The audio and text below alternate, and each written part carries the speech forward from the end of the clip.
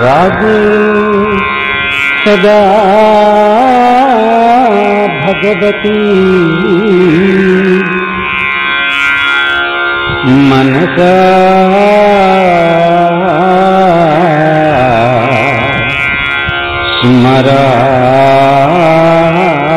स्मरामि। रागी सदा भगवती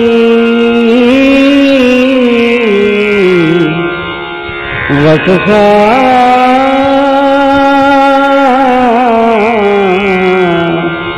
गृह्णामि। रागी सदा भगवती शिरसा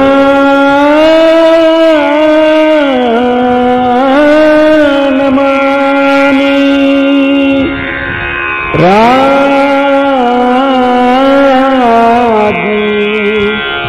सदा भगवती शरणं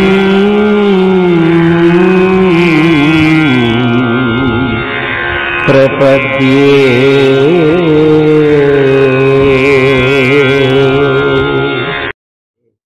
కేవల జగన్మాత శక్తి చేత అనేక స్వరూపాలుగా ప్రకటించబడేటువంటి ఈ విశ్వమంతా కూడాను మీరందరూ కూడాను అదేవిధంగా మన అందరిలోనూ సమస్త విశ్వంలోనూ ఉన్నటువంటి ఆ కేవల జగన్మాతకి ఆత్మపూర్వకమైనటువంటి ప్రణామాలను అర్పణ చేసుకుంటూ ఈవేళ మనం పోయినసారి మనము జగన్మాత యొక్క శీర్షిక లలితా త్రిపుర సుందరి పరాభట్టారిక జగన్మాత ఆది పరాశక్తి శ్రీయంత్రము అదేవిధంగా మనము ఖడ్గమాల సహితంగా సమన్వయం చేసుకుంటూ శ్రీ విద్య యొక్క అంతరంగాలని తెలుసుకునేటువంటి ఈ సత్సంగము 4వ సత్సంగమో 5వ సత్సంగమో చేసుకుంటున్నాం. ఇంకా దాదాపు 10-15 సత్సంగాలు మనకు కనీసము పడతాయి. అందుట్లో భాగంగా జగన్మాత లలితా రహస్యనామ స్తోత్ర ప్రాతిపదికగా వసిన్యాదేవతల జగన్మాతని ఆ నామాలలో అనేక చోట్ల అనేక విధాలుగా స్తుతిస్తూ వచ్చారు. అదేవిధంగా ఆ నామాలను తీసుకొని మొట్టమొదటగా జగన్మాత యొక్క నిర్గుణ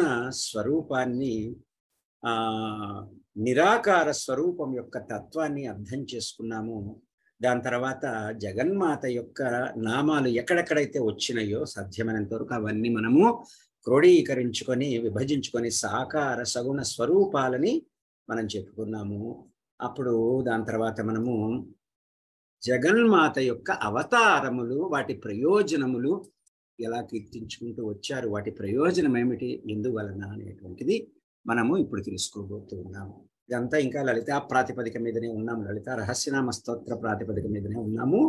తదుపరి మనము శ్రీయంత్రానికి అదేవిధంగా ఖడ్గమాలకి సమన్వయం చేసుకుంటూ లలితతో సమన్వయం చేసుకుంటూ ఏమిటి సహస్రనామ స్తోత్రంతో సమన్వయం చేసుకుంటూ శ్రీ విద్యా రహస్యాలను గురించి తెలుసుకోబోతున్నాం. కాబట్టి ఇక్కడ అవతారాల ప్రయోజనము అవి ఎక్కడెక్కడ మనకు ఆ ఏ నామాల్లో మనకి తెలిసినంత వరకు వచ్చినాయనేది ప్రస్తావించుకుందాము. జగన్మాత అనుగ్రహము చేతే పరబ్రహ్మతత్వమైనటువంటి జగన్మాతకి ఆద్యంతాలు లేవు. సత్తు కాదు అసత్తు కాదు, అంటే సత్యము కాదు అసత్యము కాదు, ఉనికియే జగన్మాత స్వరూపం అవుతారు. దీన్ని మనం ఇంగ్లీష్లో బీయింగ్ అంటాం కదా. నేను చేసేటువంటి దాన్ని బట్టి నేను ఎవరో నిర్ధారించడం కాదు, నా యొక్క ఉనికిని బట్టి నిర్ధారించడం అనేటువంటిది అనమాట. ఈ రెండిటికి కూడా సత్తుకి అసత్తుకి అతీతమైనటువంటిది. అదేవిధంగా ఆ ఆద్యశక్తికి నామరూపాలు లేకున్నా కూడా అన్ని రూపాలు అన్ని నామాలు జగన్మాతే అనేది మనకి పోయినసారి నామరూప జగత్తులు చెప్పుకుంటూ వచ్చి దాంట్లో ప్రస్తావించుకున్నాం. ఇంద్రియరహితమైనప్పటికీ ఆద్యశక్తి అన్ని ఇంద్రియ వ్యాపారాలందు కూడా ప్రకాశించేటువంటిది జగన్మాతే. గుణరహితమైనప్పటికీ కూడాను ప్రకృతి సంబంధమైన ఈ గుణములనన్నిటినీ కూడాను ఉపభోగిస్తూ ఉన్నది జగన్మాతే. జగన్మాత తత్వమే సర్వభూతముల యందు సర్వభూతముల వెలుపల కూడా ఉన్నటువంటిది. జగన్మాతే చేతనము జడము కూడా, దూరమందు సమీపమందు అన్నిటి యందు కూడాను ఉన్నటువంటిది సర్వము జగన్మాత తత్వమే, ఆద్యశక్తి తత్వమే, లేదా పరబ్రహ్మ తత్వం అని వేదాంతులు అంటారు. శాక్తేయులు జగన్మాత శక్తి అంటారు, వైష్ణవులు విష్ణువు అంటారు, శైవులు శివుడు అంటారు. ఇక్కడ మనం జగన్మాత సందర్భంగా ప్రస్తావించుకుంటున్నాం కాబట్టి జగన్మాతే. నిరాకారతత్వము అనేటువంటిది ఈ బ్రహ్మాండానికి లోపల బయట కూడా ఉన్నది. అది అవిభక్త అంటే మనకి భాగించబడినప్పటికీ విభక్తం కూడా అయ్యి ఉన్నది. ఎందుకు? సమస్త భూతజాలాల్లో నీ యందు నా యందు సమస్తము యందు ఉన్నటువంటిది ఆ జగన్మాత తత్వం. సృష్టి స్థితి లయాలకి కారణముగా ఉంటూ ఉన్నది. పరస్పరమైన విరుద్ధంగా కనిపిస్తూ పరమాత్మ యొక్క వ్యక్త అవ్యక్త స్వరూపాల్ని ఇక్కడ వాగ్దేవతలు మనకి వివరించడం జరిగింది. ఇప్పుడు అవతార ప్రయోజనాలు ఏమిటి? లలిత అమ్మ అనేక అంశాలుగా శ్యామలాదేవిగా, మంత్రిని అయినటువంటి శ్యామలాదేవిగా, వారాహీదేవిగా, బాలాస్వరూపంగా ఆవిర్భవించి అనేక అవతారాల అంశాలుగా ఎత్తుకుంటూ వచ్చి దుష్టనాశనం చేసింది. ఎప్పుడెప్పుడు ధర్మానికి హాని కలుగుతుందో, అధర్మం విజృంభిస్తుందో అప్పుడు జగన్మాత అవతారం అనేటువంటిది దాల్చి తీరుతుంది. సాధుజనులను రక్షించి దుర్మార్గమైనటువంటి కర్మబద్ధులని శిక్షించడం కోసం, అక్కడేదో మనిషిని చంపటం కాదు, ఆ దుష్టత్వాన్ని నాశనం చేయటం, ధర్మాన్ని సుస్థిరంగా ప్రతిష్ఠించడానికి ప్రతి యుగమందు కూడా పరమాత్మ స్వరూపమైనటువంటి దేవి అవతరిస్తుంది. మనకి భగవద్గీతలో కూడా చెప్పారు, యదా యదా హి ధర్మస్య గ్లానిర్భవతి భారత అభ్యుత్థానమ ధర్మస్య తదాత్మానం సృజామ్యహం. అక్కడ జగన్మాతే కామేశ్వరి, పూర్ణకామ అంటే నిష్కామ, అసలు అక్కడ ఇచ్చే లేదు. ఆమె జగన్మాత యొక్క అవతరణ ప్రయోజనము స్వార్థము కాదు, ఏదో నేను పుట్టి నేనేదో చేసేయాలనేటువంటి ఆలోచనతో వచ్చినటువంటిది కాదు, అది లీల, క్రీడ, లలిత. కాబట్టి నిష్కామ అనేటువంటి నామం మనకి చెప్పారు. జగన్మాత అవతరణ ప్రయోజనం అనేటువంటిది స్వార్థము కోసం కాక లోక కళ్యాణార్థ. దివ్యమైనటువంటి జగన్మాత యొక్క అవతారంలో ఎవరు తత్వతః తెలుసుకుంటాడో జనన మన రాహిత్యం అనేటువంటిది సంభవిస్తుంది. జగన్మాతనే చేరగలడు. ఆ రహస్యం తెలుసుకోవటం కోసమే ఇన్ని సాధనలు. చివరికి మనం ఈ సాధన ప్రత్యేకంగా చేసినా చేయకపోయినా జగన్మాత అనుగ్రహంతో మనకి ఆ కర్మబంధవశంతో మనం ఏదన్నా ఒక తెలియక తప్పు చేసినా దాని శిక్షణను అనుభవింపజేసి ఆ కర్మని రాహిత్యం చేసేస్తూ ఉంటుంది. జగన్మాతనే చేరిపోతాడు. తత్వతః తెలుసుకోవాలి. కేవలం సాకార సగుణ రూపంతో నుంచి నిరాకార నిర్గుణ రూపతత్వంలోకి వెళ్ళిపోవాలి. జగన్మాత జన్మ కర్మల దివ్యత్వాన్నంతా కూడాను గ్రహించి ఆ జగన్మాత యొక్క తత్వాన్ని మనము మన జన్మ కర్మల ద్వారా కూడా తెలుసుకుంటూ దివ్యత్వాన్ని గ్రహించుకుంటూ ఆచరణ ద్వారా అనుభవ జ్ఞానాన్ని పొందటమే జగన్మాత యొక్క సిద్ధిని పొందటము. అప్పుడు అవతార పురుషుల కర్మల లాగానే మన కర్మలు మనం చేసి జీవన్ముక్త స్థితిలో ఉన్నప్పుడు ఏమిటి, సంచిత ఆగాములన్నీ కూడాను నశించిపోతాయి. లేకపోతే ప్రారబ్ధం ఉంటుంది కాబట్టి జీవత్వం అనేటువంటిది ఈ జడ శరీరంలో ఉంటుంది. ఆ ప్రారబ్ధ కర్మల అనుభవాన్ని అనుభవించడానికి ఉంటుంది. అప్పటికే ఈ తత్వం అనేటువంటిది తెలుసుకొని ఉన్నందువలన చేసేటువంటి కర్మలన్నీ కూడా అకర్మలే అవుతాయి. అది జీవన్ముక్త స్థితి. చేసేటువంటిది దేహబుద్ధులు కాదు అనేటువంటి భావన, అనుభవ భావన చేత, జ్ఞానము చేత, అదేవిధంగా చేసేటువంటి కర్మలని దేహబుద్ధులకి ఆపాదించకుండా ఏ కర్మని మనం ఎప్పుడైతే చేస్తామో ఆ కర్మ యొక్క ఫలితం అనేటువంటిది మనకి ఇంకా అంటదు. అదే సంచితములు ఆగాములు నశింపచేసేసుకున్నటువంటి కేవలం కర్తృత్వ భావన లేకుండా చేసేటువంటిది. భగవద్గీతలో కృష్ణ పరమాత్మ చెప్పిన కూడా కర్మణ్యేవాధికారస్తే మా ఫలేషు కదాచన మా కర్మ ఫలహేదుర్తు భూహు మాతే సంగోస్తు అకర్మణి నుంచి. అంటే కర్మ చేయటందే నీకు అధికారం ఉన్నది, కర్మ ఫలితం మీద నీకు అధికారం లేదు. ఆ సంగతి నువ్వు తెలుసుకున్నప్పుడు నువ్వు కర్మ చేస్తూనే ఉంటావు. అంటే నాకు కర్మ ఫలితం మీద నాకు అధికారం లేనప్పుడు నేను అసలు కర్మ ఎందుకు చేయాలండి అనేటువంటి ఆలోచన వస్తుంది. అందుకే ఆయన అన్నారు మాతే సంగోస్తు అకర్మణి అన్నారు. మళ్ళీ అకర్మ పట్ల నేను దాని పట్ల నువ్వు ఆకర్షితుడివి కావద్దు, నా కర్మ ఫలితం రానప్పుడు నాకు ఎందుకు అని చెప్పేసి. కాబట్టి కర్తృత్వ భావన అనేది నశించినప్పుడు భోక్తృత్వం అంటే దాని వలన కలిగే ఫలితాన్ని భోగించడం అనేది ఏమిటి? భోగించేటి సుఖం కానీ దుఃఖం కానీ అంతే. ఇల్లు వాకిళ్ళు కొనుక్కున్నామంటే మనము ఇల్లునైనా తెచ్చి పక్కలో పెట్టుకొని పడుకుంటామా, కారుని తెచ్చుకొని? భావన ఏదో సంతోషం కలిగింది అనేటువంటి భావన. తెల్లారు లేస్తే ఎక్కడో ఇంట్లో నీళ్లు గారుతుంటే మళ్ళీ దుఃఖం వచ్చేసేస్తున్నది. ఏమిటి సత్యం? దీని వెనకాల ఉన్నటువంటి సత్యం ఏమిటి? నిన్న సాయంత్రం చక్కగా కొనుక్కున్న కారు ఎంతో ఆనందపడ్డావు, తెల్లారు లేచేసరికి ఎవరో పిల్లలేవో గీతలు గీస్తే దుఃఖపడిపోతున్నావు. ఏమిటి దీని వెనకాల ఉన్నటువంటి సత్యం? కర్తృత్వము. కర్తృత్వాన్ని స్వీకరిస్తున్నావు. నేను అనేటువంటి దేహబుద్ధులకి ఈ అహం అనేటువంటి దాన్ని ఆపాదించుకుంటున్నావు. దానివల్ల భోగించవలసి వస్తుంది, సుఖమైన దుఃఖమైన.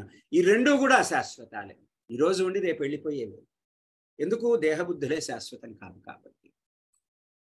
కాబట్టి మన కర్మలు కూడా అకర్మలు అయిపోతాయి. అక్కడ జీవుడికి ఈశ్వరుడికి ఉపాధి సంబంధమైనటువంటి భేదాలు ఎన్నో ఉంటాయి. ఉన్నప్పటికీ కూడా చైతన్యం అనేటువంటి అంశ లోపల, ఇప్పుడు మనం సగుణ భక్తిలో చూస్తే మనము ద్వైతం కనిపిస్తూ ఉంటుంది. అందరినీ చూస్తాం, అమ్మవారిని విగ్రహం పెట్టుకుంటాం, చక్కగా ఎంతో భక్తిగా దండం పెట్టుకుంటాం.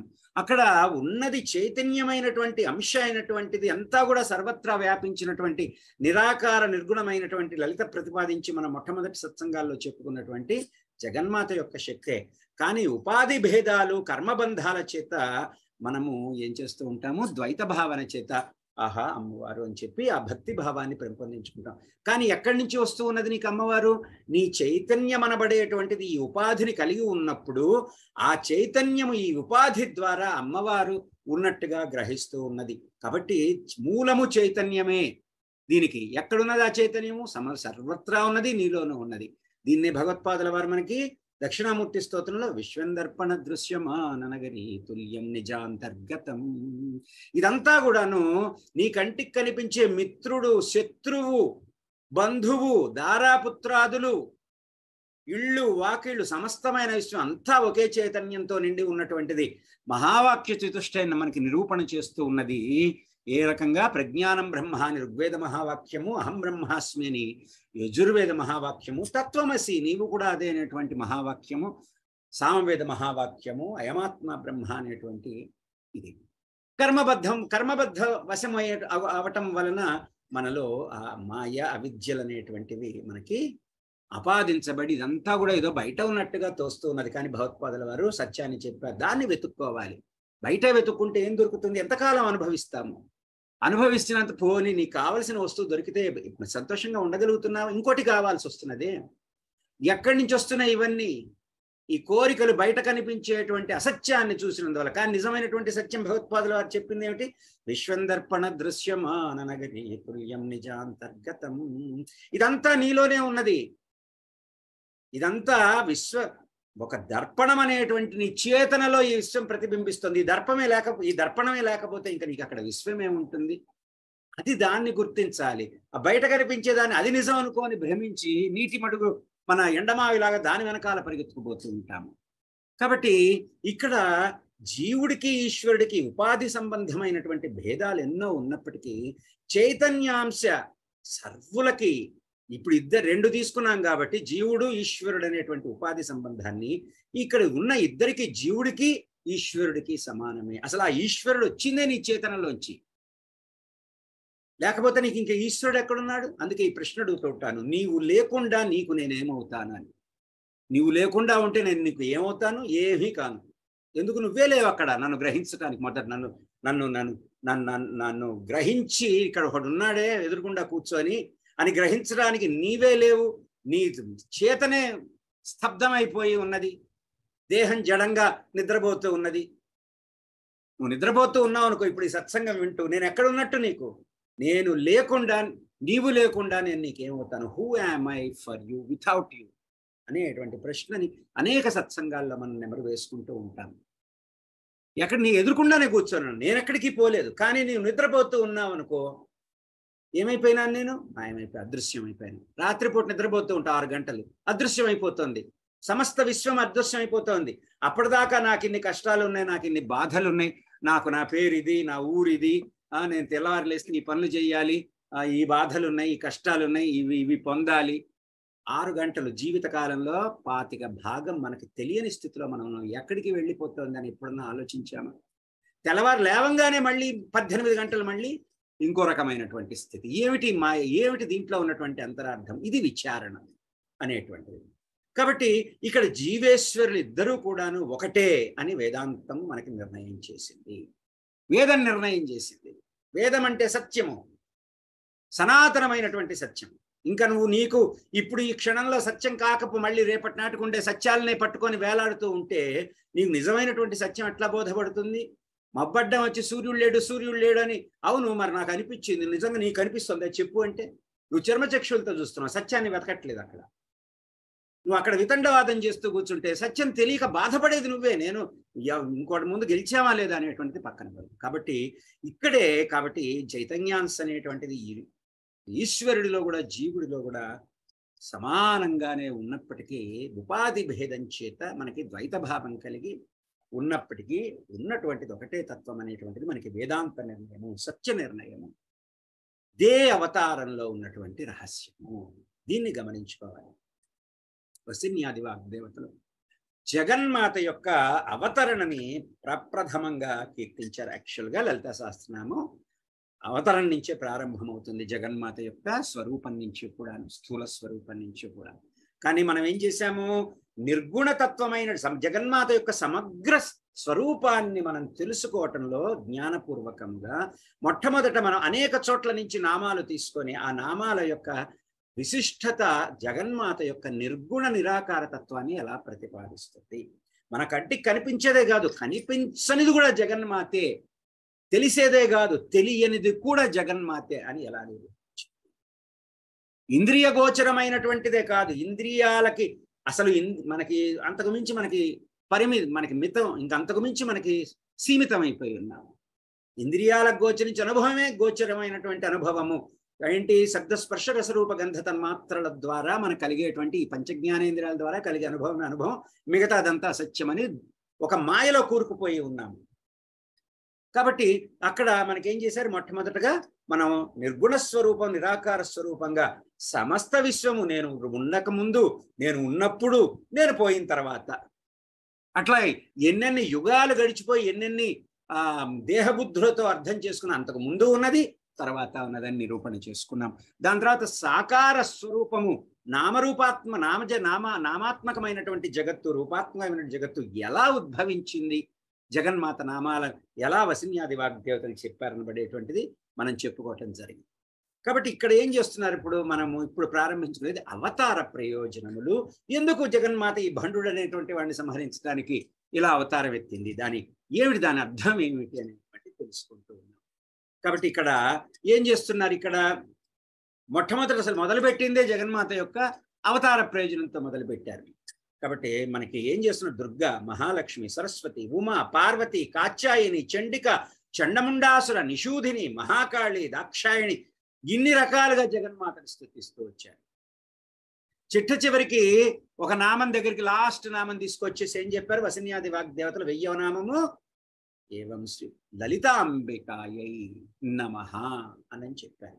మొత్తం అక్కడికి వెళ్ళేసరికి జగన్మాతని మీరు ఏదో భండుని చంపినావిడో మహాకాళో దాక్షాయణితో అక్కడితో ఆగిపోకూడదు.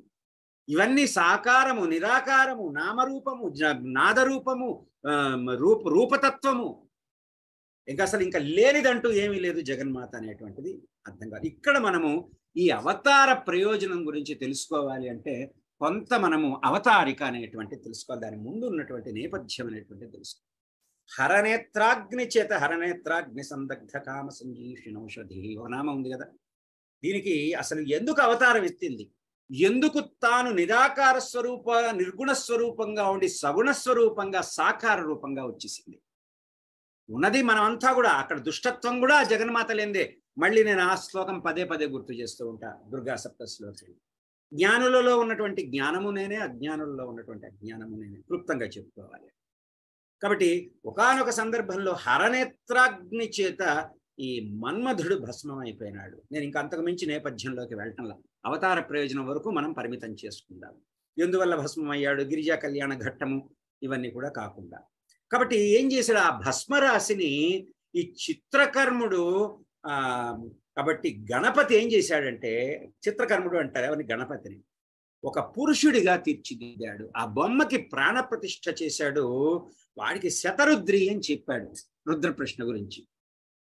ఆ అలా బొమ్మగా ఉండి ప్రాణప్రతిష్ఠ చేయబడినటువంటి పురుషుడు శత సంవత్సరాలు భక్తి శ్రద్ధలతో శతరుద్రియాన్ని జపించాడు. అప్పుడు శివుడు ప్రత్యక్షమయ్యి నీకు వరం ఇస్తాను, కోరుకో, నేను సంతసించాను నీ యొక్క దీక్షకి అని చెప్పాడు. అప్పుడు వాడు ఏం చేస్తాడంటే తనని ఎదిరించేటువంటి వారి బలములో అర్ధబలము, వారికి సగం బలం తగ్గి ఆ సగం బలం నాకు చేకూరుతూ ఉండాలి అంటూ నన్ను ఏ శస్త్రాలు కూడా బాధించకూడదు అని వరాన్ని కోరుకున్నాడు. భోళాశంకరుడు శివుడు తథాస్తు అన్నాడు. ఇది చూస్తున్నాడు బ్రహ్మ. చాలా ఏమిటిది, ఎంత గర్వం కాకపోతే ఇలా కోరుకుంటాడు, ఇది ఈయనేమో ఇచ్చేశాడు భోళాశంకరుడు అని బ్రహ్మ చూసి భండ భండ అని చెప్పి పలికాడు. భండ అంటే ఆశ్చర్యము, ఆశ్చర్యము. అప్పటి నుంచి కూడా ఆ పురుషుడికి భండాసురుడు అనేటువంటి నామము ప్రసిద్ధమయ్యింది. ఇకపోతే మిగిలి ఉన్నటువంటి మన్మధుడి యొక్క భస్మరాశిని గణపతి ఇంకో ఇద్దరుగా మూర్తులుగా తీర్చిదిద్దాడు. చిత్రకర్ముడు అంటే విచిత్రమైన పనులు చేస్తూ ఉంటాడు. వీటన్నిటికీ ఒక కారణం ఉంటుంది. వాటికి కూడా ప్రాణప్రతిష్ఠ చేశారు. వీళ్ళెవరు అంటే భండుడి యొక్క అనుజులు. వీళ్ళంతా కలిసి ముగ్గురు కూడా శూన్యక నగరాన్ని రాజధానిగా చేసుకుని, ఇంట్లో చాలా గొప్పదైనటువంటి అర్థాలు. శూన్యక నగరం అంటే మన యొక్క నిజంగా చెప్పాలంటే శూన్యత, మన కర్మబంధాలలో నుంచి మొట్టమొదట ఆవిర్భవించినటువంటిది ఆకాశతత్వం కదా. పంచభూత స్థూల దేహం దగ్గరికి వచ్చేసరికి మనలో ఉండేటువంటి ఈ నిర్లిప్తత భావాలు, గర్వభావాలు, లిథార్జీ, తామస గుణాలు, ఇవన్నీ కూడా అవే. కాబట్టి వీళ్ళు ఏం చేశారు, శూన్యక నగరాన్ని రాజధానిగా చేసుకొని ఇంకా మొదలుపెట్టారు దేవతలని బాధించడం. దేవతలను జయిస్తూ వెళ్ళిపోయారు. ఇకపోతే వీళ్ళు ఏం చేశారంటే ముల్లోకాల్లో ఉన్నటువంటి ప్రాణులని వీళ్ళు వీర్యహీనుల్ని చేశారు, నపుంసకులుగా చేశారు. ఎందుకంటే ఇక్కడ దేవతలు వృద్ధి చెందకూడదు అనేటువంటి ఈ రాక్షసత్రయం ఏదైతే ఉందో, విశుక్రుడు, విషంగుడు, భండుడు, వీళ్ళ దుర్మార్గాన్ని సహకరించటానిక అన్నట్టుగా ఆ సమయంలో వచ్చినటువంటి కామికా ప్రళయము అనేటువంటిది కూడా వాళ్ళకి సహకరించడం మొదలుపెట్టింది. ఈ ముగ్గురు కూడా రాక్షసులు సూక్ష్మ రూపంలో తమ తేజస్సుని సమస్త జీవుల దేహం, ప్రాణుల దేహంలో ప్రవేశపెట్టి వారి శుక్లశోణితాలని భక్షిస్తూ నపుంసకలుగా చేయటం మొదలుపెట్టారు అనేటువంటిది మనకి చెప్పబడుతుంది. చివరికి త్రిమూర్తులు కూడా నిర్వీర్యులైపోయినారు అని చెప్పారు. మనం వృక్షాలు, లతలు, పైరులు, జంతువులు కూడాను చిగురించడం మానేసినాయి. ఇంకా సృష్టి అనబడేటువంటిది దిగ్బంధనం చెందినట్టుగా అయిపోయింది. దేవతాంగనల ముఖాలు వానర ముఖాలుగా మారిపోయినట్టుగా అందవిహీనంగా అక్కడ తేజస్సు అనేటువంటిది పడిపోయింది. ఎక్కడ చూసినా దుఃఖము, నిర్లిప్తతే తప్పితే సంతోషం అనేటువంటిది లేదు. ఆకారాలన్నీ కూడా వికారాలుగా మారిపోయినాయి. స్త్రీ పురుష సమాగమనం అనేటువంటిది లేదు, మందహాసం అనేటువంటిది లేదు, మధుర భాషణాలు లేవు. పెద్ద అంటువ్యాధి, పాండమిక్ అంటుంటారు కదా, ఈ కోవిడ్ వచ్చి అందరినీ పట్టుకున్నట్టుగా అట్లా అందరినీ అంటుకున్నది. ఇక్కడ భండాసురుడికి ఎదురు లేకుండా పోతున్నాడు. భండాసురుడి వధోపాయం తెలియటానికి ఎవరికి అంతుపట్టట్లేదు. వారు ఏం చేశారు, ఈ బ్రహ్మాండ కవాటాన్ని భేదించి దాని పక్కన ఉన్నటువంటి, ఎందుకు వీళ్ళు నిర్వీర్యులైపోయి ఉన్నారు కదా, దానికి అవతల పక్క ఉన్నటువంటి పరమేశ్వరుణ్ణి ప్రార్థించారు. ఇప్పుడు పరమేశ్వరుడు ఒక యజ్ఞము చేయవలసింది అని చెప్పడం జరుగుతుంది. అందుట్లో శివుడు హోతగా, పార్వతి యజ్ఞపత్నిగా, సోమయాజి యజ్ఞపత్నిగా ఒక యాగాన్ని చెయ్యాలి అని చెప్పారు. సప్త సముద్రాలలోని మంచినీటి సముద్రాన్ని హోమగుండంగా పెట్టుకున్నారు. శివుడు తన పాలనేత్రాగ్ని చేత దాన్ని శోషింపచేసేసాడు ఆ నీటినంతా. అప్పుడు అదంతా కూడా ఒక రసాతలంలాగా, ఇదంతా మనం ఇంతకు ముందు ఒకసారి లలితోద్భవము అనేటువంటి దాంట్లో చెప్పుకున్నాం. మనం కాశీ వెళ్ళేటప్పుడు ట్రైన్లో చాలాసేపు వింటూ కూడా ఉన్నాం, 2 రోజులు ఆపుట. ఇప్పుడు రసాతలంలాగా ఒక గంభీర ఇదిగా మారిపోయింది. అప్పుడు శివుడి శరీరంలో ఉన్నటువంటి శివుడి విశ్వదేహం కదా, మూలాధారం నుంచి కూడా బ్రహ్మరంధ్ర పర్యంతము చిత్ అనేటువంటిది, చైతన్యం అనేటువంటిది జ్వాలగా ప్రజ్వలించింది. అప్పుడు ఆ జ్వాలలో నుంచి చైతన్యం అనబడేటువంటి జ్వాల నుంచి ఆ మహాబిలం నుంచి కూడాను తానే అనిల రూపధారి ఉద్బుధ జ్వాలలన్నిటినీ ప్రజ్వరిల్లింపజేస్తూ కాలుస్తూ వెలుగొందేటట్లుగా ప్రజ్వరిల్లినటువంటి జ్ఞానాగ్ని యందు సప్త సముద్రాలు సూర్య చంద్ర నక్షత్రాలు కూడాను నిర్మించబడ్డాయి. భండు వాడి అనుచరులు మాత్రం సైన్యం మాత్రం ఈ యజ్ఞంలో పాల్గొనలేదు. పాల్గొనకపోగా పరిహసిస్తూ కూడాను ఈ యజ్ఞం చేసేటువంటి మహాశివుడు పార్వతి అక్కడ కూర్చుని వెళ్ళిపోయారు. దేవతలు భండాసురుడి చేత దూషితమైపోయి నిర్వీర్యమైపోయి తమ దేహాలు వ్యర్థమని భావించి వారే సమిధలుగా మారిపోయి యజ్ఞకుండాన దూకారు. వెంటనే వాళ్ళు నవనవోజ్వాల శరీరాలతో కూడాను బయటికి క్షేమంగా వచ్చేశారు. అప్పుడు శివుడు లలితా త్రిపుర సుందరి పరాభట్టారిక ప్రాదుర్భావాన్ని సంకల్పించి జగన్మాతని స్తుతించాడు. అప్పుడు ఆ యజ్ఞకుండము నుంచి కూడా చైతన్యం అనబడేటువంటి చిత్ అగ్ని కుండము నుంచి కూడాను జగన్మాత అవతరించింది. ఇది అవతారికమే. శ్రీమాత మొట్టమొదటి నామం, శ్రీ మహారాజ్ఞి రెండవ నామం, శ్రీమత్ సింహాసనేశ్వరి మూడవ నామం. లలితా పరాభట్టారిక సంపదలని పెంపొందించేటువంటి శ్రీమాత జగన్మాత ప్రాణం పోసి జ్ఞానాన్ని ప్రసాదించి సిరి సంపదలని వర్షింపచేసేటువంటి కారుణ్య రాశి. ఆ విధంగానే దేవతలు ఆ చిదగ్ని కుండ నుంచి తిరిగి నవ రూపధారులయ్యి ఒక్కసారిగా వారి అజ్ఞానమంతా పటాపంచలైపోయి కాలిపోయి దగ్ధమై జగన్మాత యొక్క చైతన్యమే తమ చైతన్యంగా ఉద్భవించింది. చిదగ్నికుండ సంభూత అనేటువంటి ప్రపంచంలో ఉన్నటువంటి విలువలన్నిటినీ కొలిచి ఎవరెవరికి ఎంతెంత ఇవ్వవలసి ఉంటుందో, ఎవరెవరికి ఏమేమి బాధ్యతలను ఇవ్వవలసినటువంటిదో తెలిసినటువంటి తల్లి మహారాణి, మహారాజ్ఞి. 14 భువనాలు కూడా జగన్మాత యొక్క పాలనలోనే ఉన్నాయి.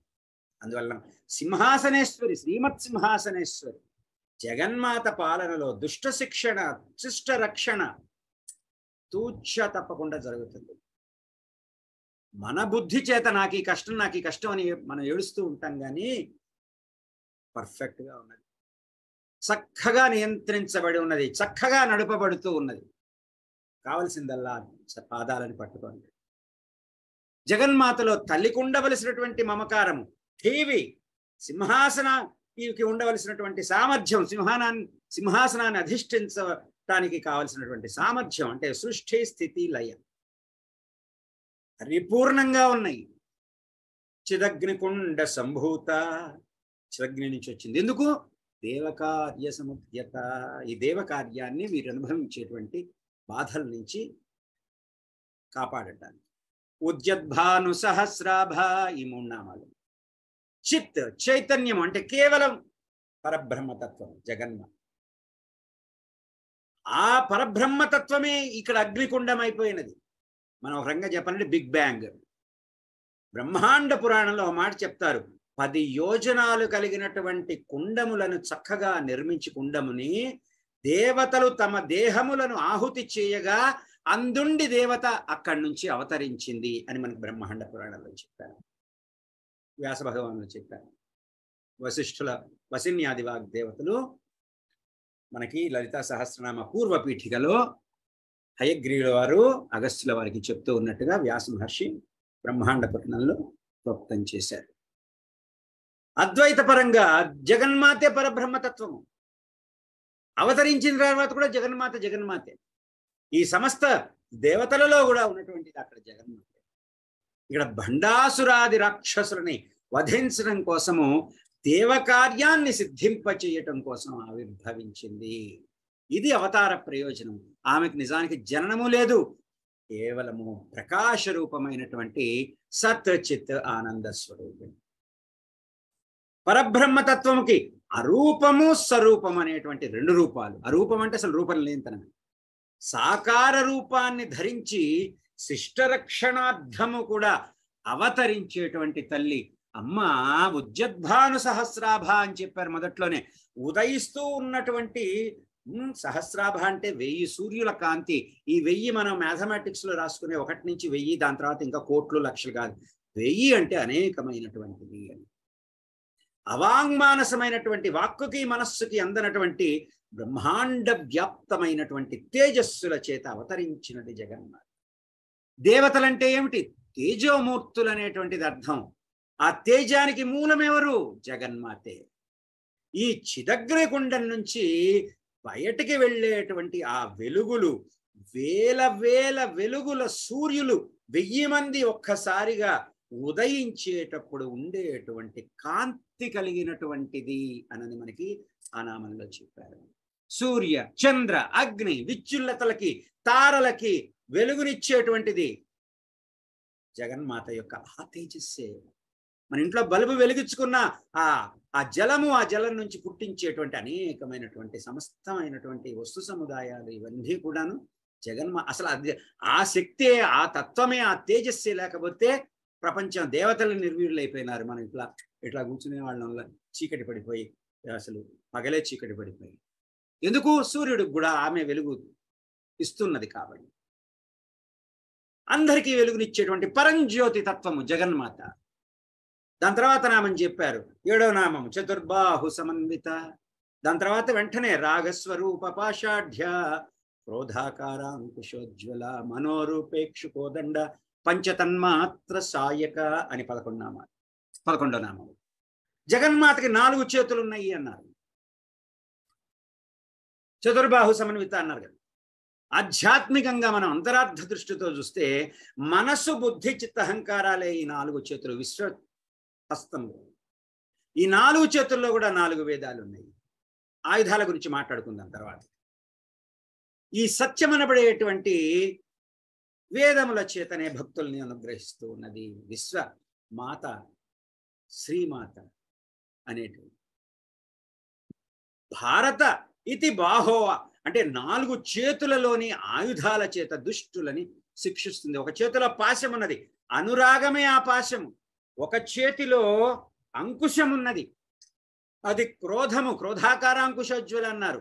క్రోధం అంటే ద్వేషము, నిజానికి జ్ఞానము. ఇది కూడా అర్థం ఉన్నది తెలుసున. కాబట్టి భక్తులకి జ్ఞానంగా ప్రసాదించి దుష్టులకి క్రోధంగా బాధిస్తూ ఉంటుంది అవతారంగా. జగన్మాతలోని చేతిలో ఉన్నటువంటి కోదండం ఏదైతే ఉన్నదో, విల్లు, అదేమిటది? మనకి చెరుకుగడ, తీహటి చెరుకుగడ.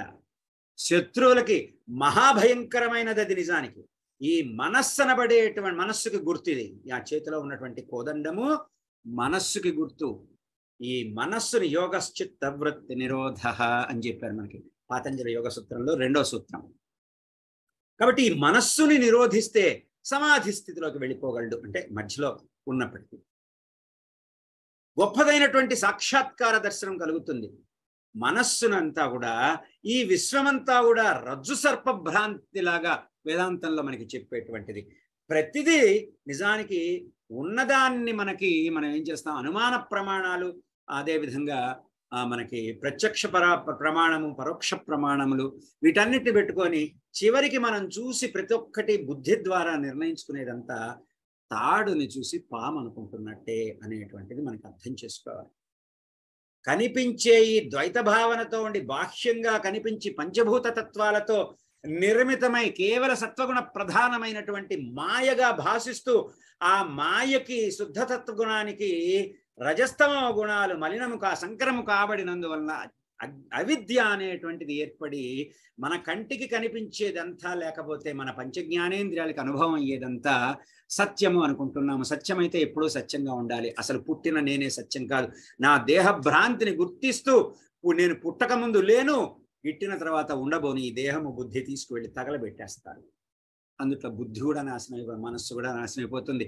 ఎంతో మంది చేత పొగిడించుకోవాలనో, ఎంతో మంది చేత మనం గొప్ప అనిపించుకోవాలనో ఎన్నెన్నో చేసి జీవితంలో అనుక్షణం బాధపడుతూ నేను ఎప్పుడు శాశ్వతం అనేటువంటి ఒక భ్రమలో బతికేస్తూ ఏదో ఒక రోజును తీసుకెళ్లి తగలబెట్టేస్తాను. కాబట్టి అక్కడ ఏమైపోతుంది, ఈ కనిపించే నేను అనుకున్నది ఒకప్పుడు లేను, ఇంకొంతకాలం తర్వాత ఉండబోను, ఇప్పుడు ఉన్నాను, ఈ ఉండేదే శాశ్వతం అనుకుంటూ ఉన్నా, ఇదే నిజమైన సత్యం అనుకుంటున్నా. ఒకప్పుడు లేక ఇంకొకప్పుడు ఉండబోనటువంటిది సత్యం ఎలా అవుతుంది? సనాతన సత్యం అన్నా కాదు, ఇప్పటికి సత్యం కావచ్చు. ఈ సత్యాన్నే పట్టుకొని అసలైనటువంటి సత్యాన్ని వదిలిపెడితే ఎట్లా? కాబట్టి కనిపించేటువంటి విశ్వం అంతా కూడా రజ్జు అంటే ఒక తాడు, రజ్జు సర్ప భ్రాంతి అంటారు వేద పరిభాషలో. రజ్జువు అంటే తాడు, అది సర్పభ్రాంతిగా మనము భావిస్తూ ఉంటాం. అది నిజమనేటువంటి భావన కలుగుతుంది మనకి అనుమాన ప్రమాణం వలన. ఎప్పుడో పామును చూస్తాము, ఆ పాము తాడులాగా ఉంటుంది, ఆ తాడు మనకి ఎట్లా తగులుతుందో తెలుసు కాళ్ళకి, చీకటి గదిలోకి వెళతాము, తాడు పడేసి ఉంటుంది అక్కడ, చీకటిలో కాలు పెడతాము. మనది బుద్ధి, కర్మబుద్ధి కదా మనది, అజ్ఞాన వశం చేత ఉండేటువంటి కర్మ అంటేనే మనకి అక్కడ కర్మ రాహిత్యం కోసం చూస్తూ ఉన్నాం కదా. వెంటనే ఏం చేస్తాము, మంచిని ఎప్పుడు ఎంచము, సరే కీడించి మేలించమన్నారు, అది వేరే సంగతి ఏదన్నా. కానీ ఇక్కడ ఫస్ట్ అమ్మా తాడు అనుకోం, వెంటనే మనం అనుకుంటాము ఏదో పాము దొక్కానరా కాటేస్తుంది నన్ను పరిగెత్తుదాం. ఆ క్షణానికి అది నిజంగా కనిపిస్తుంది, అది నిజంగా మనసు కనిపిస్తుంది. కావాలని తాడే అనుకోని పాము పాముని ఎవడే గుర్తాడు? మరీ మూర్ఖుడైతే తప్ప. ఎవరిని ఇంకోళ్ళని భయపెట్టాలని ఏదో, అసలు వాడు అది మరీ మూర్ఖుడు. ఇంకోడు ఎవడున్నాడు అక్కడ? వీడి మనస్సే లేకపోతే, ఈ మనస్సే కదా ఈ భ్రాంతులకి కారణమవుతూ ఉన్నది. కాబట్టి పెట్టంగానే, కాలు పెట్టంగానే పాము పాము పాము పాము అని ఎగిరి గంతులేస్తాడు. వాడికి ఆ నిమిషంలో అది సత్యమే. మనకి ఈ నిమిషంలో కనిపించే సత్యం అంతా కూడా ఎలాగైతే సత్యంగా గోచరించి మనం నువ్వు తప్పు, నువ్వు కరెక్ట్గా మాట్లాడట్లేదు, నేను నరికేస్తా, చంపేస్తా, నేను మాట్లాడిందే నిజం అని ఎట్లా సత్యంగా అనుకుంటాము, కొంతకాలం తర్వాత ఆ పాములాగా, పాము కాదరా లైట్ వేయంగానే, జ్ఞానం అనేటువంటి లైట్ వేయంగానే నవ్వుకుంటాం, ఏమిటి దీన్ని చూసా నేను పాము అనుకున్నది అని. అట్లాగే జ్ఞానం అనేటువంటిది మనకి వృద్ధి చెందుతూ ఉన్నప్పుడు, అనుభవంలోకి వస్తూ ఉన్నప్పుడు, ఏకాగ్ర బుద్ధిని కలిగి మన సాధనలో, అప్పుడు మనం ఇంతవరకు నిజం అనుకొని సుఖ దుఃఖాల మధ్య ఎల్లప్పుడూ భ్రాంతి చెందిపోతూ, దుఃఖిస్తూ, నిద్రలేని రాత్రులు గడుపుతూ, డిప్రెషన్లలోకి వెళ్ళిపోతూ, పానిక్ డిజార్డర్స్ పెట్టుకుంటూ, మందులు మింగుతూ, మాకులు మింగుతూ, కడుపులో మంటలు తెచ్చుకుంటూ, 10 మందిని మాటని మనం మాటనిపించుకొని, దాన్ని సమర్థించుకొని, వాళ్ళని విమర్శించుకుంటూ, ఏమిటండి ఇది లైఫ్ జీవితం? ఇందుకా మనం పుట్టింది? ఇందుకా మనం ఉన్నది ఇక్కడ? జీవితం అంటే జగన్మాత యొక్క అనుగ్రహం అని భావించినప్పుడు అంత అవమానపరుచుకుంటాం. మన జీవితాన్ని మనం అవమానపరుచుకుంటే, మనం జగన్మాతని అవమానపరుచుకున్నాం, మనం నమ్ముకున్నటువంటి భగవంతుణ్ణే అవమానపరిచినట్టు అవుతుంది. వస్తాయి కష్టాలు, రాని పోతాయి మళ్ళీ అవే. ఎన్నిసార్లు రాలే, ఇవాళ కొత్తగా వచ్చిందా? చిన్నప్పుడు స్కూల్కి వెళ్ళాలంటే అది మహా కష్టం, అది జీవన మరణ సమస్య. పరీక్షలు పాస్ కావాలంటే మహా కష్టం. పిల్లల్ని కంటే అదొక బాగానే ఉంటుంది, పెళ్లి చేసుకుని పిల్లల్ని కనేంత వరకు బాగానే ఉంటుంది, వాళ్ళు చదవకపోతే అదొక కష్టం. పెద్దవాళ్ళు ఏదో అంటే అదొక కష్టం. ఎన్ని కష్టాలు గడవలే, మళ్ళీ ఈ కష్టాన్ని పట్టుకొని నాకు ఇంక అసలు ఎప్పుడు ఇదే జీవితం, నాకు ఈ కష్టం తప్పితే నాకు ఇంకేం కష్టం లేదు. అదే జగన్మాత తత్వం.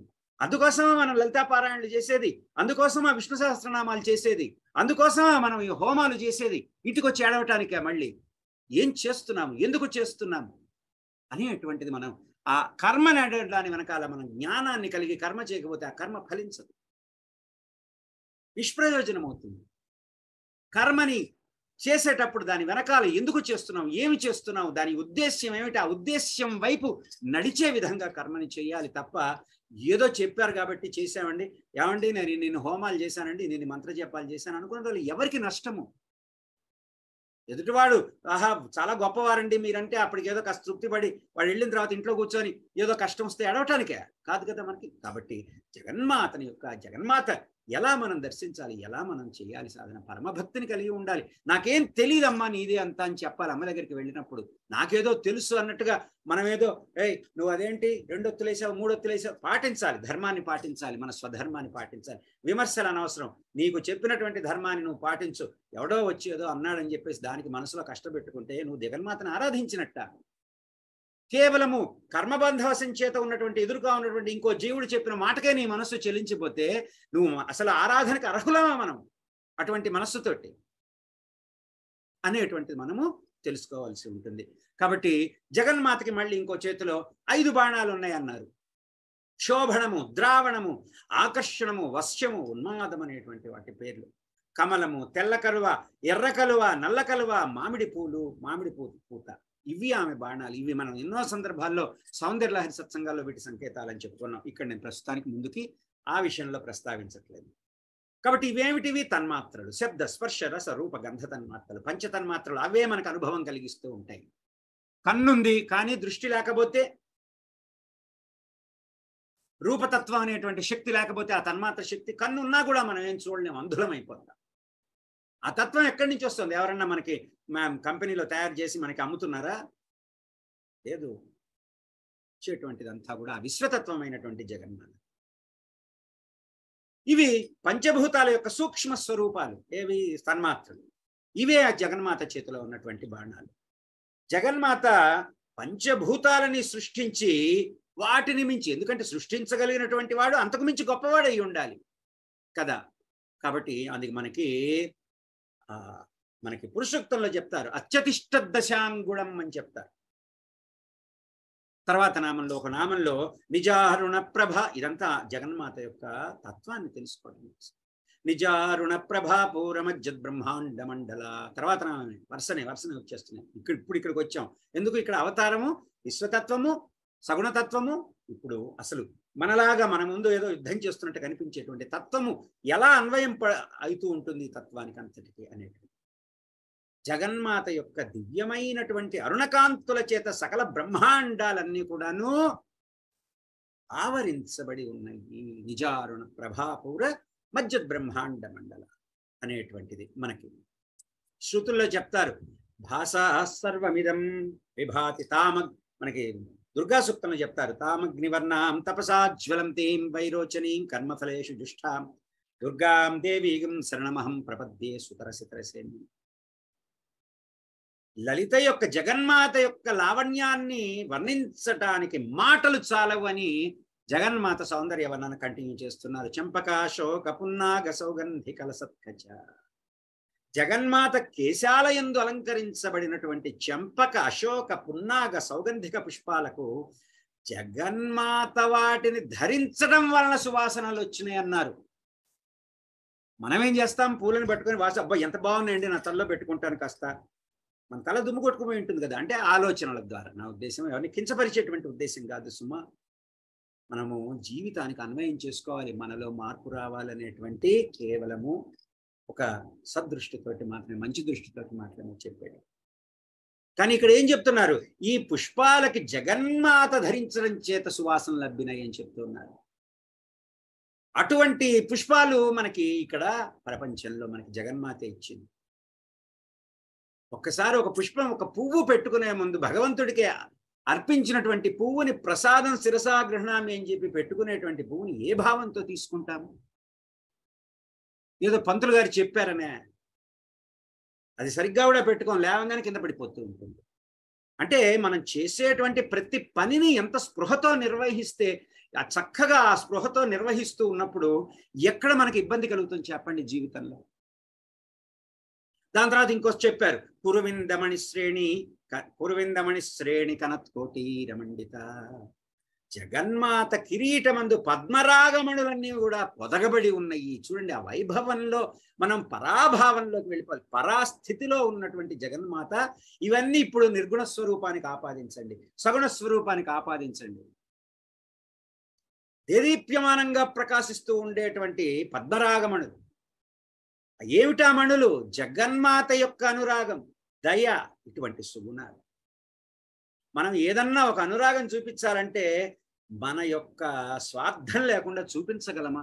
అంతర్లీనంగానన్నా ఉంటుంది. మనకి అమాయకంగా మాయలో పడిపోయింది. అయ్యో నిజంగా నేనేం కోరట్లేదండి, నేను నా పిల్లల్ని ప్రేమిస్తున్నానంట. కానీ జాగ్రత్తగా గమనించండి, స్వార్థం ఉండి తీరుతుంది. ఇది ఎన్నో సందర్భాల్లో చెప్పాను. మన సత్సంగాల్లో కూడాను చిన్నతనంలో పిల్లలు ఒంట్లో బాగాలేకపోతే మనం వాళ్ళ కోసం చాలా ఉపవాసాలు చేసి గుళ్ళల్లో ప్రదక్షిణాలు చేసి వస్తాం. వాడు రేపటి నాటికి ఒక్క మాట ఎందుకు చేశాము? వాడు ఆ పిల్లవాడు పెద్ద అయ్యాక ఒక మాట వినకపోతే, ఒరే నీకోసం చిన్నప్పుడు ఎంతెంత ఉపవాసాలు చేశానురా, గుళ్ళకి తిరిగానురా, నీకు ఒంట్లో బాగాలేకపోతే ఏంట్రా ఒక్క మాట చెప్తే వినవా నువ్వు అనేస్తాను. ఎవడు తిరగమన్నాడు? ఎవడు గుళ్ళకి వెళ్ళమన్నాడు? నువ్వు వాడి మీద ఆరోపిస్తున్నావు, వాడి కోసం నువ్వేదో చేసినట్టు కాదు. అలా చేసినందువల్ల నీకు ఆనందం కలుగుతున్నది కాబట్టి నువ్వు చేస్తున్నావు, లేకపోతే చేయవు. ఎందుకు చేస్తావు? పక్కన వాళ్ళ ఇంట్లో అబ్బాయికి ఒంట్లో బాగాలేదు, చేస్తావా? దానివల్ల నీకేం ఆనందం కలుగుతుంది? వీడంటే రాగబంధాలు ఏర్పరచుకున్నాము, ధర్మమే, కాదనటం లేదు. కానీ అందుట్లో ఉన్న ధర్మంలో ఉన్నటువంటి, అందుకే సత్యం వద ధర్మం చర, ధర్మాన్ని నడవాలి, సత్యాన్ని పలకాలి.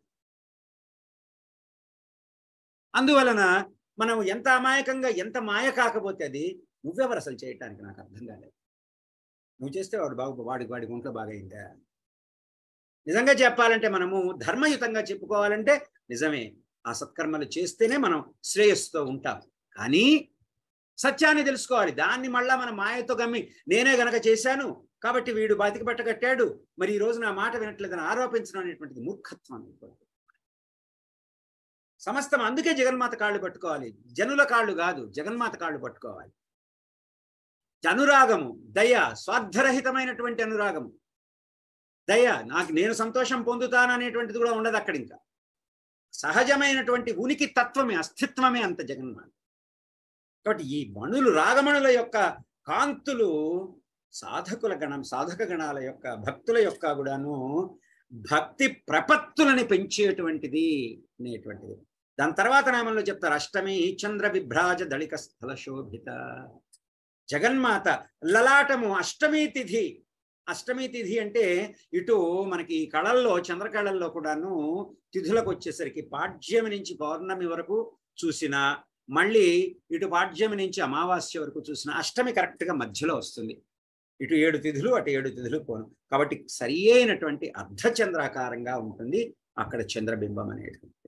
కాబట్టి జగన్మాత యొక్క లలాటము అష్టమి తిథి నాటి అర్ధచంద్రాకారం వలె ప్రకాశిస్తున్నది అని చెప్పారు. ఇందుట్లో కొన్ని యోగ రహస్యాలు కూడా ఉన్నవి. లలితా సహస్రనామ మనము సత్సంగాల్లో చెప్పుకున్నాం. కానీ ఇక్కడ కేవలము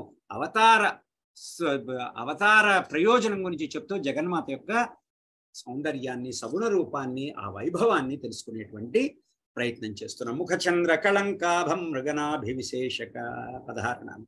చంద్రుడి వంటి ఆమె యొక్క వదనమందు మత్సవలే, చంద్రుడిలో ఉండేటువంటి మత్సవలే కస్తూరి బొట్టు ఉన్నది అని చెప్పారు. మొన్న ఈ మధ్య హిందీ సౌందర్యలహరిలో అనుకుంటాం కదా, చివరి శ్లోకాల్లో కూడా చెప్పుకున్నాం. వదన స్మరమాంగళ్య గృహతో రణచిల్లిక. ఆమె కనుబొమ్మలనేటువంటివి ఈ ముఖమన్మధుడి అనేటువంటి కళ్యాణ మండపానికి తోరణం కట్టినట్లుగా ఉన్నది అని చెప్పారు. ఈ మన్మధుడు ఎవరు చెప్పుకున్నాము, అందుట్లో అంతరార్థం చెప్పుకున్నాము. ఆసక్తి, అదేవిధంగా ఇచ్ఛ లేదా సంకల్పము. రతీదేవి ఆసక్తి, సంకల్పం అనేది, మనస్సు అనేటువంటిది సంకల్పిస్తూ ఉంటుంది. ఆ సంకల్పానికి ప్రేరణ ఆసక్తి, లేకపోతే ఆ సంకల్పమే కుదరదు. ఒక విషయం పట్ల ఆసక్తి ఉంటేనే మనకి ఆ విషయాన్ని మనం ఏదో చేయాలనేటువంటి సంకల్పం ఏర్పడుతుంది.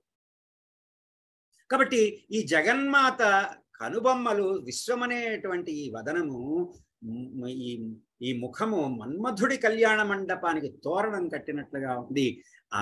ఆ తోరణాలు ఈ ప్రపంచానికే మంగళప్రదాలు. అమంగళత్వం ఎక్కడా లేదండి, మన మనసుల్లో తప్ప. కర్మబంధవశం చేత, అది ఎవరో పాపం అందరం మనం ఏదో కావాలని చేస్తున్నాం అని కాదు. దుఃఖం కలిగిందనుకోండి, దాని వలన మనము జరిగేది ఏమిటి అంటే, కర్మబంధవశం వల్లనే నాకు దుఃఖం కలిగింది, వీళ్ళంతా మోసగాళ్ళు అంటే తెలియకుండా మనము అజ్ఞాన వశంలోకి వెళ్ళిపోతూ ఉన్నాం. జగన్మాతని అవమానపరుస్తూ ఉన్నట్టు. కనీసం ప్రశాంతంగా ఉండండి, అన్ని సర్దుకుంటాయి. అలా ఎన్ని ప్రశాంతంగా ఉండకపోయినా సర్దుకుంటాయి, ఏదో రకంగా సర్దుకుంటాయి. కాబట్టి ఇక్కడ దాని తర్వాత వచ్చి ప్రపంచానికే మంగళప్రదాలైనటువంటి తోరణాలుగా భాషిస్తూ ఉన్నాయి.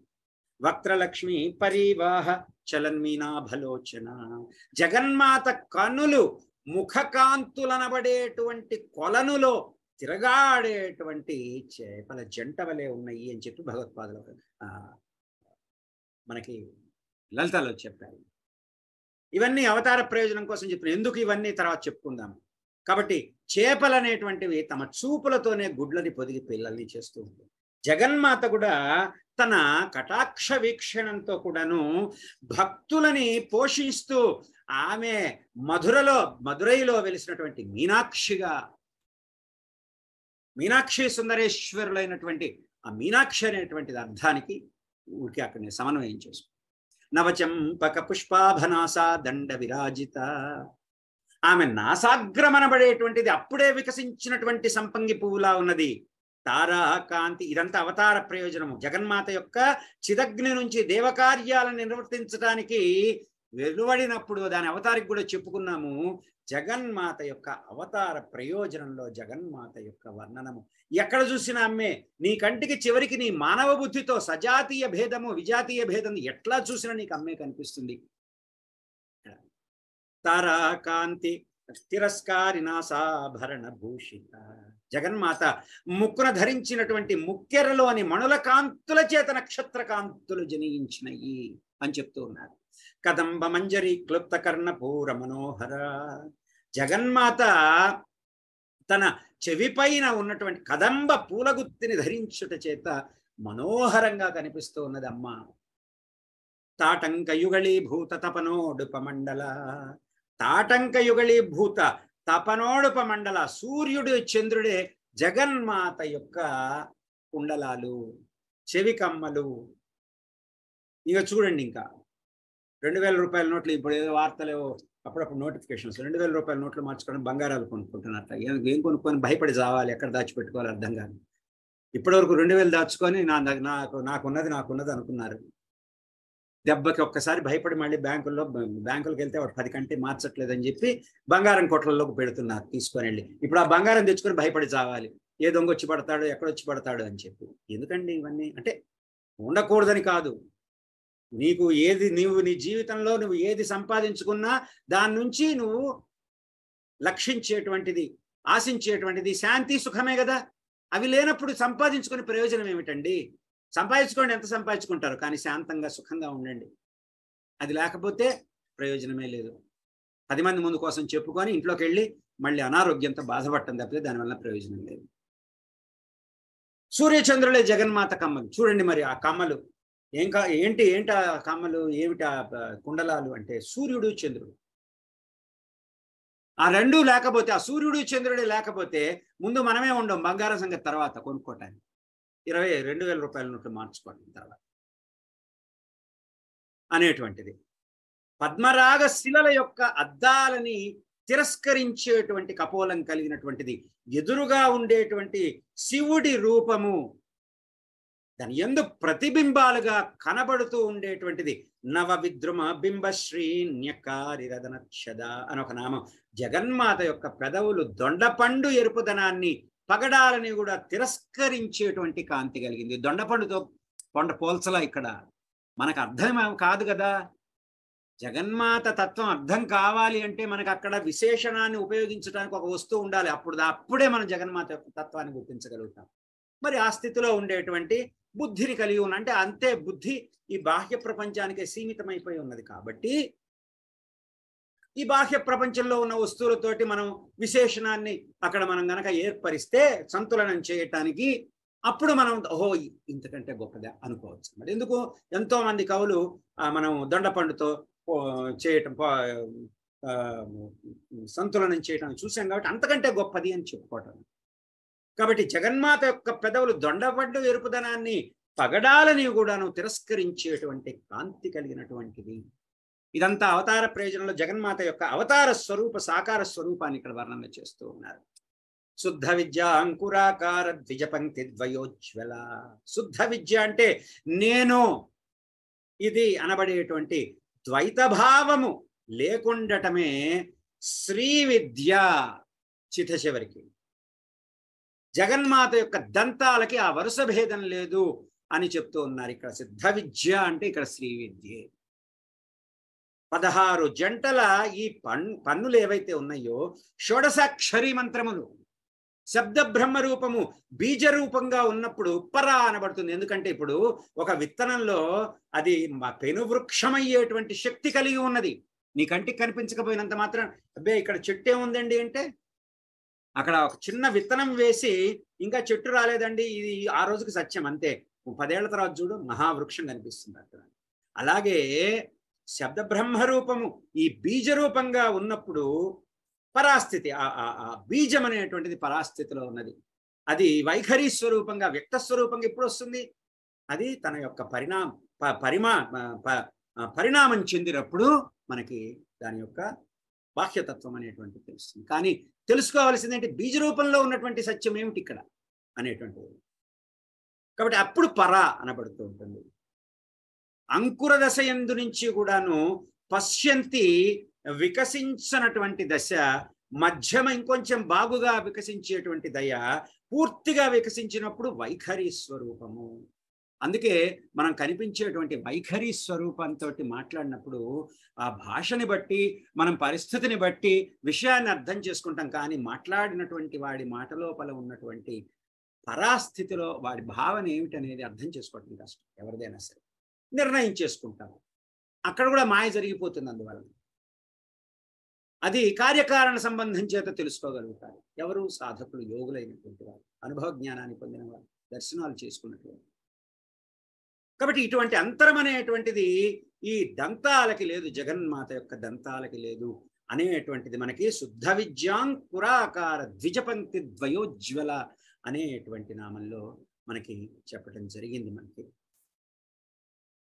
ఒక 5 నిమిషాలు చెప్పుకొని ఇక్కడ కాకద్దాం. అదేవిధంగా ఆ అంతరం అనేటువంటి జగన్మాత దంతాలకి లేదు.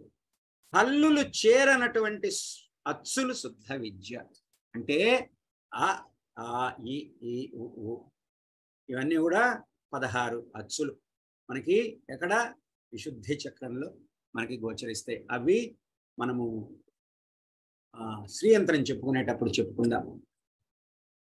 కాబట్టి ఇవి దీనికేంటి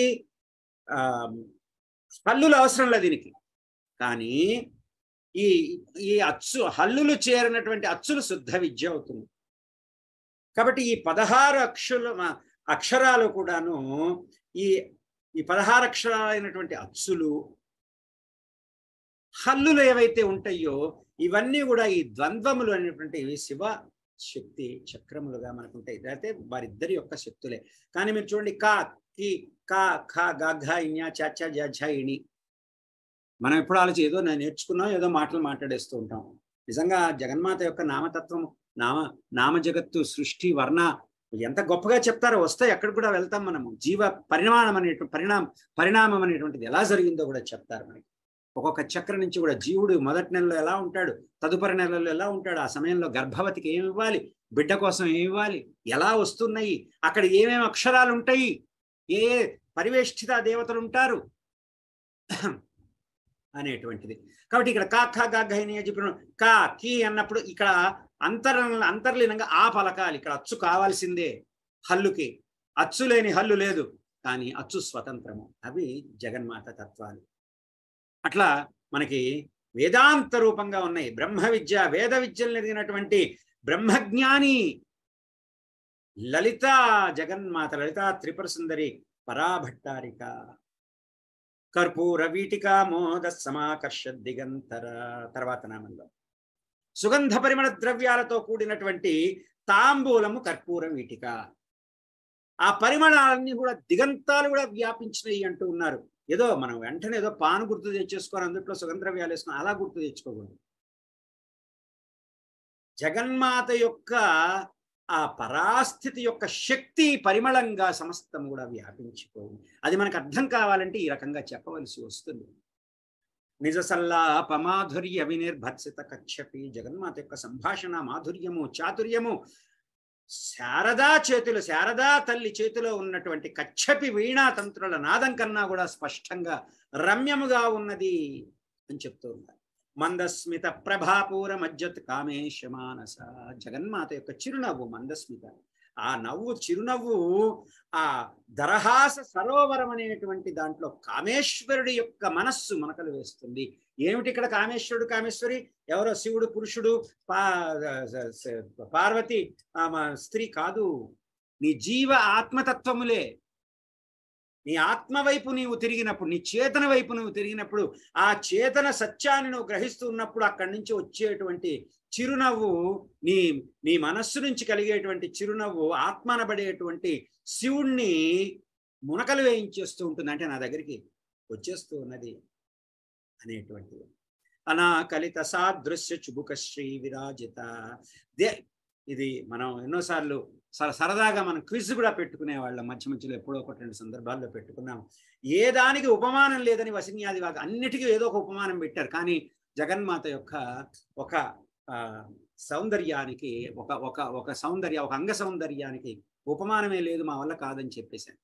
అది ఇదే అనాకలిత సాదృశ్య చుబుక శ్రీ విరాజిత దేవి యొక్క చుబుకానికి, చుబుక కాంతికి మాకేం తెలియదమ్మా. నిజానికి అదే అద్వైత స్థితి. ద్వైతం అంటే ఒకదాన్ని పోలిక చేయటానికి ఇంకొక వస్తువుని తెలుసుకొని ఉండాలి, అది ద్వైతము. రెండవ వస్తువు తెలిస్తే మొదటి వస్తువు ఏమిటి, దీని గుణగణాలు ఏమిటి అని సంతులనం చేయొచ్చు. అది లేనప్పుడు ఉన్నది అక్కడ ఒకటే స్థితి, అంతే, ఉనికి, అస్తిత్వము. ఓం నమస్తే అస్తు ధన్వనే బాహు నమః అస్తు అంటే నీకు నేను నమస్కారం చేస్తున్నానంటే నీ రూపానికో నీ రంగుకో నీ దీనికో కాదు, భగవత్ స్వరూపమైనటువంటి నీ యొక్క ఉనికి ఏదైతే ఉన్నదో, నీ యొక్క అస్తిత్వం ఏదైతే ఉన్నదో అది సాక్షాత్ భగవత్ స్వరూపము. నీవు భగవత్ స్వరూపుడవే, నీవు భగవత్ స్వరూపురాలివే అని మనం నమస్తే చేస్తాం. Hey hi how are you, yo man yo, we will meet there. ఎందుకండి ఇదేమి ఛాందసం కాదు. అందరూ మన ధర్మాన్ని అనుసరిస్తూ ఉన్నారు. బయట దేశాల్లో ఇప్పుడు కొత్తగా మొదలు చక్కగా చేసుకుంటున్నారు, ప్రశాంతంగా చక్కగా. నమస్తే ఏం పోయిందండి మనకి? గొప్ప సంస్కారం అనబడుతుంది. ఆ ఒక్క పద కూర్పులోనే భగవతత్వం అనేటువంటిది ఆవిర్భవిస్తుంది. హే హాయ్ అంటే ఏముంది, ఇక్కడ గొంతులో నుంచి ప్రాణవాయువు ఎప్పుడు ఎగిరిపోతుందో తెలియదు, ఉన్నట్టుండి గట్టిగా అంటంలో.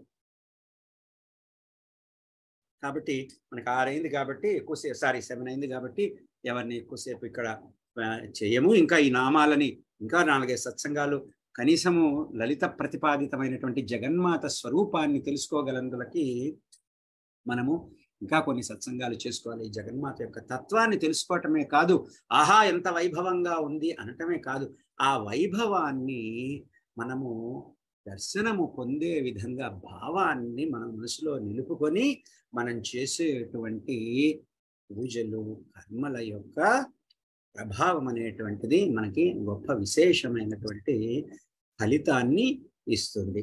ఇంతకు మించి నేను ఇవాళ ఇంకెక్కువ ఆలస్యం చేయను. 7 అయింది కాబట్టి, సాయంత్రం 7 అయింది కాబట్టి, US లో ఉన్న వాళ్ళు కూడా ఇంకా ఆఫీసులకు వెళ్ళే టైం అయిపోయింది.